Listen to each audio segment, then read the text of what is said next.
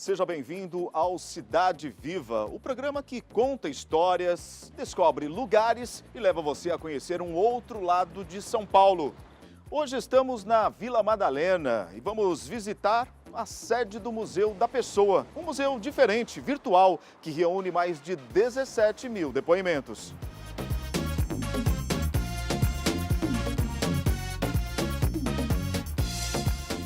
Fundado pela historiadora Karen Workman em 1991, a ideia vanguardista surgiu com o objetivo de construir uma rede internacional de histórias de vida numa época em que mal se falava em internet. Praticamente uma rede sem rede, com novas vozes na história.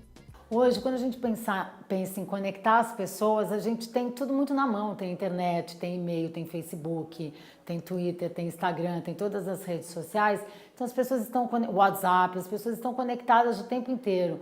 Em 1991, isso era uma ideia insólita. Como é que você vai conectar as pessoas e não existia? Então ele é um museu virtual pré-internet. Então ele é precursor nesse sentido e uma vanguarda.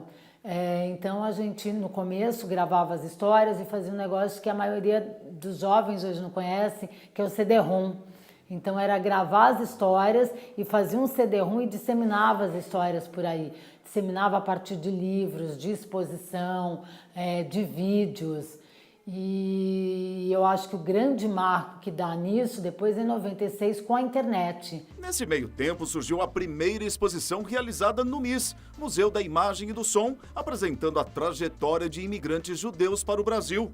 Ajudaram na montagem do Museu do São Paulo Futebol Clube e produziram a história do comércio da cidade em parceria com o Sesc.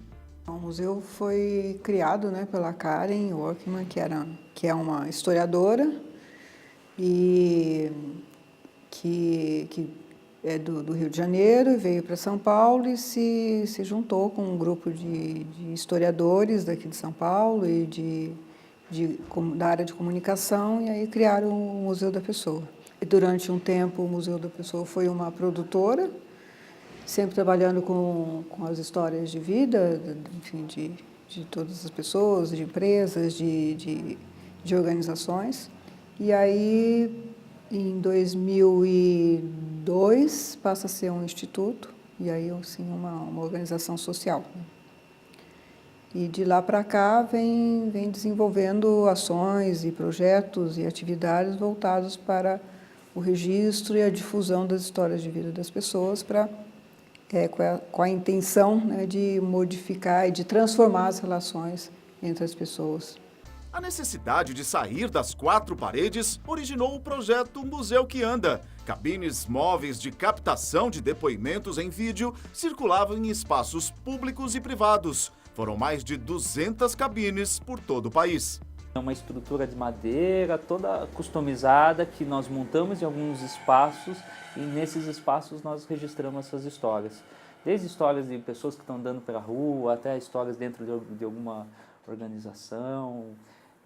Esse projeto já andou bastante no Brasil. E também o que a gente chama de expedição. A expedição é aquele projeto que a gente vai com nossos pesquisadores até alguma comunidade e lá,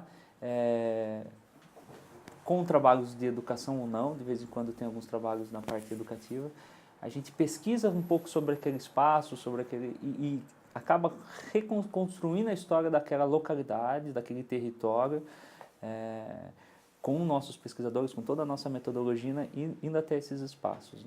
O Museu da Pessoa conta com um estúdio de gravação também chamado de Estúdio Aberto. Uma equipe de profissionais especializada em metodologia de história de vida registra aqui depoimento de qualquer pessoa que queira deixar o registro. Como a dona Darcy, essa auxiliar de limpeza, filha de Antônio Alves da Silva, baiano de Vitória da Conquista, que aprendeu com o pai a trabalhar desde cedo.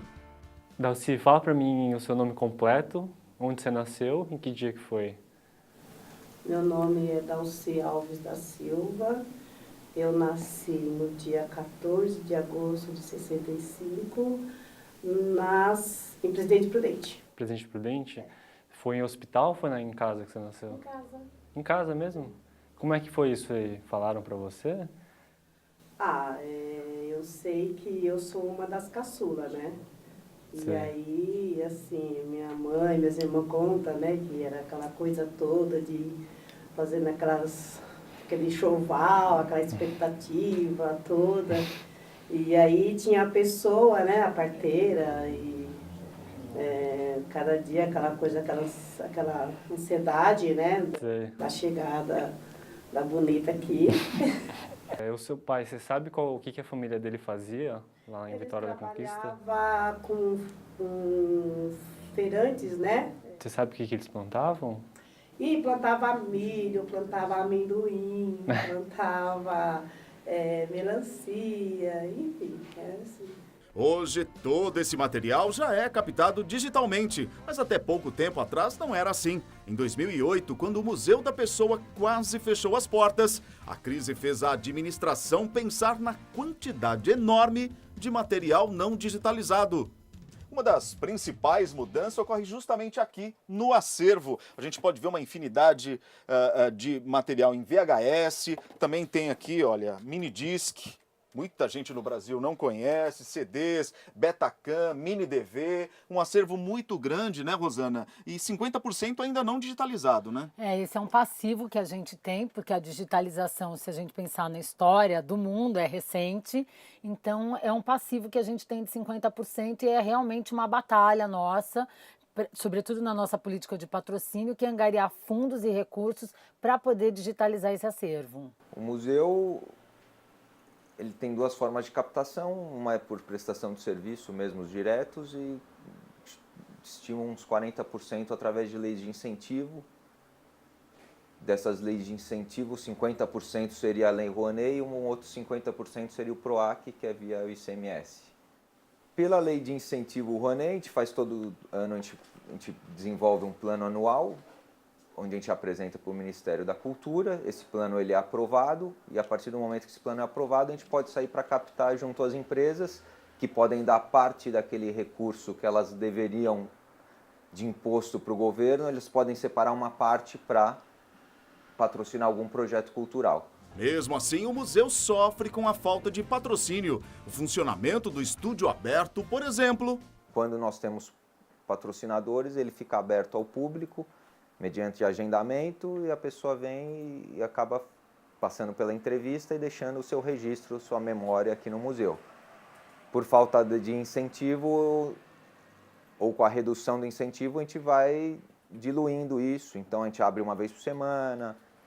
Então, se a gente tivesse um patrocínio full, a gente estaria todo dia captando novas histórias de vida, aumentando o acervo do museu e fazendo essa função social que a gente acredita que está impactando na vida dos outros. Anônimos e famosos. Ao longo dos 25 anos de existência, foram reunidos mais de 17 mil depoimentos com histórias inusitadas. A globalização da música, além do Clube da Esquina, com o líder da banda Skank, Samuel Rosa, por exemplo. E o rio de asfalto e gente entorna pelas ladeiras, entope o meio-fio. Não há algo que você possa comparar ao clube, falar assim, vem dali ou vem daqui, é uma opção de coisa, né? É o negócio de Minas Gerais com tanto da coisa rural, né? Brejeira e ao mesmo tempo cosmopolita na hora que vem as letras do Marcinho e do Fernando Brant, né, falam de coisas universais.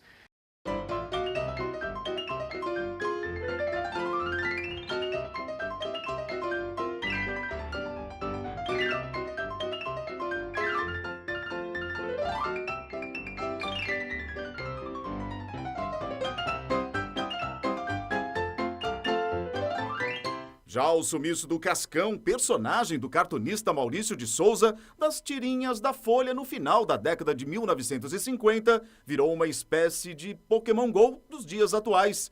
Todos queriam saber onde o menino que não gostava de água se encontrava naquele suposto período de chuvas. Então eu pensei em pegar o personagem e escolher um local para ele aparecer. As cartas e a busca do Cascão era tamanha que se eu falasse o Cascão vai aparecer em tal lugar, eu tinha medo do público, do acúmulo de gente. Tinha que ter cuidado. escolhi o Centro Campestre do Sesc, lá em Santo Amaro, grande, amplo. Eu tive que colocar o local, indicar o local, na manhã de domingo, na Folhinha de São Paulo. Porque assim, o pessoal compraria o jornal de manhãzinha, não dava tempo de chegar muita gente lá. Tinha medo do público ser demais para a gente controlar até. Bem, fizemos isso. Mesmo assim, o helicóptero não pôde descer de tanta gente que tinha lá esperando o Cascão. Tem depoimento de muita gente legal. Grande parte está em DVD. Olha só a quantidade nestas prateleiras. Estas pastas também contêm milhares de entrevistas. Cafu, Zete, Amir Klink, Nando Reis, Ziraldo são alguns dos famosos contidos neste acervo. Você confere mais do Museu da Pessoa depois do intervalo. Continue com a gente. O Cidade Viva volta já já.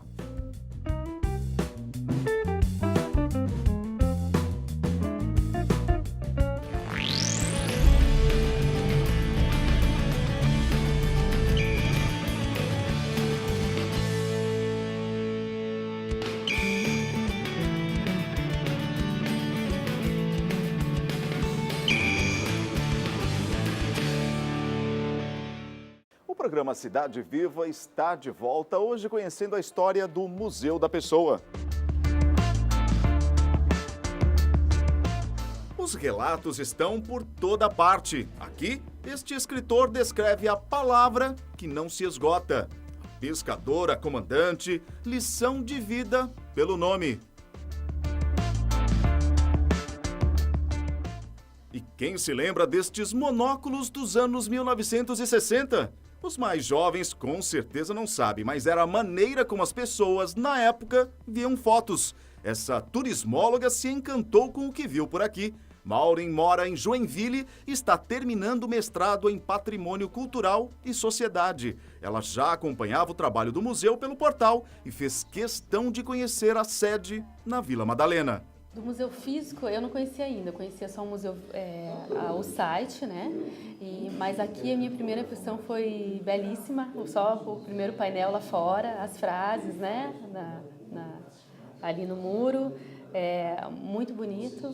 E, bem, aqui também o espaço todo muito bem organizado e a gente já entra, a gente já está no universo das histórias e isso tudo é muito cativante. Essas histórias todas, elas têm, para mim, elas têm um poder muito grande de cativar assim, a gente para, já começa a ler um pouquinho sobre a vida de uma pessoa, de outra, né? E a gente vê que a gente tem um universo de histórias, né? Agora, você estava me falando em off que, inclusive, já no seu curso de mestrado, você já tinha uma vivência de captação de histórias de pessoas lá em Joinville, né? Isso, na verdade, a gente capta essas histórias a partir de um curso que a minha orientadora fez, a partir da metodologia do Museu da Pessoa. Ela aprendeu a metodologia do Museu da Pessoa, então a gente faz essa captação dessas histórias de vida lá, usando a metodologia do museu. De acordo com a diretora executiva que coordena as atividades educativas do museu, Maureen se refere ao projeto Memória Local na Escola. Que é um projeto que vai às escolas e faz um ano inteiro de formação dos alunos e professores para que eles registrem a história do entorno da escola, da comunidade, né? E essa história é contada pelos moradores. Então, é uma possibilidade de transformação mesmo da relação da escola com a comunidade, né? A escola geralmente é vista como a produtora de conhecimento, que deve transmitir o conhecimento, né? E nem sempre ela sabe o conhecimento que tem ali em volta dela. Em 2015 a gente estava em algumas cidades do estado de Santa Catarina, estávamos também no Distrito Federal. Então o museu, os projetos eles estão todos distribuídos, né, acontecendo em território nacional. A gente tem projetos que a gente vai na escola, forma o professor forma os alunos e os alunos juntos com os professores saem na comunidade e registram a história de vida da comunidade. E a gente de alguma maneira trabalha essa história de várias formas. A mais comum, né, a nossa grande metodologia, que é replicada nas nossas ações formativas, que é replicada também até mesmo em outros países hoje. A gente registra, coleta essa história, tem todo um trabalho com pesquisadores, um trabalho que antecede o registro dessa história, a gente passa pelo processo de gravação, após a gravação ela passa por o que a gente chama de processamento, que daí vai para um processo de transcrição, edição da história, tratamos a história entra no nosso portal, muitas vezes ela se torna uma publicação, ela se torna uma exposição, ela se torna um DVD, ela acaba também transformando em um produto cultural que é distribuído gratuitamente, né? É neste setor que se concentra a vida do Museu da Pessoa. O portal ele é a cara do museu, né? Ele é uma das principais formas de apresentar o que é o museu, a essência do museu e o trabalho que a gente faz. Aqui no portal a gente trabalha diretamente, o que a gente foca bastante é a relação com o internauta, né? O nosso portal é totalmente colaborativo e tem várias ferramentas que podem ser usadas pelos usuários e a gente trabalha num contato bem próximo com eles. Tanto os que enviam histórias, os que montam coleção, a gente tem esse contato e tem internamente também com os nossos pesquisadores que usam também essa plataforma, né, de uma outra forma, via o nosso admin, que eles também inserem conteúdo dos projetos do museu, então tem conteúdo entrando tanto internamente pelos projetos que o museu realiza, quanto colaborativamente com os internautas que inserem também conteúdos. De uns 2 anos para cá tem crescido mais a qualidade dessas histórias, elas vêm mais completas, vêm com mais imagem. Eu acho que nesse sentido está mais facilitado. A questão de vídeo já não é tão comum. Tem mais usuários que estão ligados à universidade, estudantes de jornalismo, estudantes de história, a gente recebe bastante. Tem muitos professores que usam a nossa ferramenta com grupos, em sala de aula. Então, desse público, a gente costuma receber mais material em vídeo. Mas o comum é em texto e imagem. São cerca de 60 mil imagens entre fotos, documentos. E a gente trabalha com conteúdo digital. A gente tem mídias analógicas. Hoje a gente já grava diretamente no formato digital, em Full HD. O conteúdo, além das entrevistas, que é o conteúdo audiovisual, né? A maior parte do acervo é audiovisual, a gente também tem o conteúdo físico em pastas, que são as fichas de catalogação, com o material dos depoentes, tanto dados pessoais, os depoentes, ou dados da entrevista, como duração da entrevista, quem foi o entrevistador, código da entrevista, etc. E as sessões de direito de uso de imagem também é uma parte física do acervo. Em 1994, o jogador descoberto no bairro Jardim Irene era reserva na seleção brasileira. Mas em 2002, na Copa da Coreia e Japão, ele foi com a responsabilidade de ser o capitão do grupo e ergueu a taça. A trajetória do pentacampeão Cafu todo mundo conhece, mas um depoimento no início de carreira de Marcos Evangelista de Moraes você pode conferir aqui.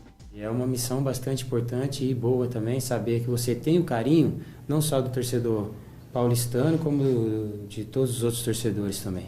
O filho de Dona Zizinha e seu Geraldo também faz parte deste acervo. O criador do eterno Menino Maluquinho relata o contato que teve com a primeira caricatura aos 12 anos. Eu vi uma caricatura, no Diário de Notícias, uma caricatura do Dutra, para a eleição do Dutra. Eu olhei e falei, é o Dutra. Mas não é o Dutra. Papai, que coisa impressionante, olha que isso aqui é o Dutra. Ele falou, pois é, meu filho, isso é caricatura. Aí papai conhecia Raul Pederneiras, papai conhecia J. Carlos e tal, me explicou o que era caricatura. E aí me apareceu com um Malho, aquele jornal de caricatura, eu só tinha Tico-Tico e tal. Aí eu comecei a doidada a desenhar a caricatura de Arthur Bernardes, Getúlio Vargas, Dutra, aprendi a fazer meu Dutra mesmo e tal. E aí comecei a também imaginar como é que você podia fazer uma piada. Eu achava uma coisa, contar uma história dá para fazer, mas fazer num quadrinho só uma narração era muito muito difícil. Esta diretora de uma escola particular da zona norte da cidade veio visitar o Museu da Pessoa pela primeira vez. Ficou encantada com tudo que viu e fez questão de deixar registrado aqui a memória de seu pai, um imigrante alemão. Ela escreveu uma biografia com relatos e retratos da chegada da família ao Brasil e de sua contribuição para colonizar a região oeste de Santa Catarina, no sul do país. Esse livro foi escrito inicialmente com a intenção de realmente deixar registrada toda a história da família, né, e a sua chegada ao Brasil, né, e a contribuição na colonização de algumas cidades do sul do Brasil. Né. Eu sou descendente de uma família de alemães, e que há algumas gerações anteriores à do meu pai já estavam colonizando uma região da Ucrânia. E na época da Revolução Russa, por vários motivos relacionados a esse próprio movimento de guerras e revoluções, resolveu partir dali. E dessa forma eles vieram ao Brasil, chegaram em Porto Alegre e depois foram levados à região bem oeste de Santa Catarina, Riqueza, Caibi, Mondaí, e colonizaram aquela região. Não havia teto, construíram as primeiras casas. Depois, já adolescente, ele foi com a família, minha avó, os irmãos, foram a Curitiba. E em Curitiba ele teve uma posição até de certo destaque no meio comercial, no meio esportivo, ciclístico. E, resumindo, essa é a história da família. E a senhora nasceu lá? E eu nasci lá, com muito orgulho. E agora essa história vai fazer parte aqui do Museu da Pessoa. Com muita honra, com muito prazer. A crença no poder das histórias permeou e continua inspirando a trajetória do museu. Toda pessoa pode tornar-se parte do acervo registrando a sua história, como também ser um curador, à medida que for criando suas próprias coleções de histórias, imagens e vídeos. O endereço do portal é museudapessoa.net. E lembre-se, uma história pode mudar seu jeito de ver o mundo.